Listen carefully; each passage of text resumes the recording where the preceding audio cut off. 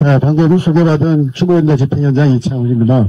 오늘 이 발언이 있다는 얘기를 어제 이제 듣게 돼서 급히 이제 하느냐고 이제 무슨 말을 할까 이렇게 정리를 했는데, 좀 준비 시간이 좀 짧아갖고 고민하던 차에 마침 5월 13일자 경향신문에 박래근 인권재단 상임 집행위원장님이 쓰신 글이 올라왔길래 그 글을 좀 소개해드리고자 합니다. 지난해 12.3 내란 사태가 벌어지고 그야말로 쿠데타라고 최근에는 볼 수 없었던 그런 일이 세 차례나 벌어졌습니다. 윤 대통령의 비상계엄 발표가 첫 번째 쿠데타였고요. 그 다음에 조희대 대법관이 저지른 사법 쿠데타가 또 있었습니다. 그리고 우습게도 내란 세력으로 이제 지목돼서 문을 닫아야 할 국민의힘 당에서 또 쿠데타가 있었습니다. 세 번의 쿠데타가 있었지만 세 번의 쿠데타 모두 실패로 끝났습니다. 이렇게 보지도 못하던 쿠데타가 44년 만에 이루어지면서 모두 실패로 끝난 그 배경에는 그동안 한국 사회에 쌓아왔던 민주주의의 힘이 축적되어 있었기 때문입니다. 한강 작가는 과거가 현재를 도울 수 있는가라는 질문을 던지면서 과거의 계엄령과 내란에 저항했던 민주화 운동을 떠올리게 됩니다. 죽은 자가 산 자를 구할 수 있는가라는 질문에 지금의 민주주의를 만들기 위해 죽어갔던 이들처럼 깃발을 들고 광장에 나섰다. 인간은 어떻게 그토록 도적인 폭력의 반대편에 설 수 있는가라는 질문에 비폭력 평화의 방법으로 폭력의 반대편에 섰다라고 말합니다. 이 과정에서 입만 열었다 하면 국민을 말하고 국익을 말하던 엘리트 카르텔이 우리 사회에 암약해 있음이 드러났습니다. 저급한 욕망을 찌들 대로 찌든 자들이 독재를 넘어 파시즘이라는 자신의 입속을 위해서라면 기꺼이 포옹할 자들이라는 것이 세상 만천하에 드러났습니다. 그들이 민낯이 보여졌습니다. 그런 자들에 맞서는 민주주의의 빛은 찬란했습니다. 빛의 혁명은 유쾌했으며 현재를 넘어 새로운 미래를 가리켰습니다. 아마도 국민의힘은 쿠데타를 정리하는 데 민주주의의 빛이 작동했을 것입니다. 비록 내란 우두머리를 정리하지 못하고 그에 휘둘리는 자들이 장악한 당이었지만 그 당의 당원들에게 그나마 마지막 양심 저 끝에 민주주의 절차 정도는 남아있던 모양입니다. 이처럼 민주주의는 우리 사회 곳곳에 뿌리를 내리고 있습니다. 하지만 아직도 불안합니다. 과거의 도움을 받은 현재라면 현재에서는 무엇으로 미래에 도움이 되어야 할까요?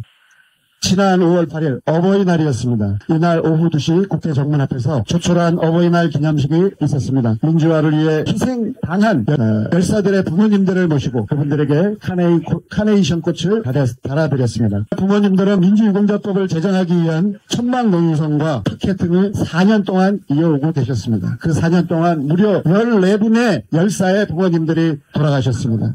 아마도 새 정부가 들었으면 민주유공자법을 제정한다고 합니다. 그러나 그 절차를 따져보면 아직도 1년이라는 시간이 더 걸릴 것으로 예상됩니다. 그 사이에 또 몇 분의 어머니가 돌아가실지 걱정이 되지 않을 수 없습니다. 민주주의를 위해 한 목숨 바친 이들을 국가유공자로 예우하자는 법인데 이게 30년간 투쟁이 이어졌음에도 불구하고 아직도 제정되고 있는 상황이 말이나 됩니까? 민주유공자법을 제정하면 앞으로 12.3 내란과 같은 사건들이 벌어지지 않을 것이고 역사를 거스르는 쿠데타가 일어날 수 없을 것입니다. 민주주의를 부정하고 싶어서 안달인 세력들은 더 이상 어려울 것입니다. 우리는 민주화 운동을 국가의 중요한 유산으로 남겨 후세에 전달해야 할 것입니다.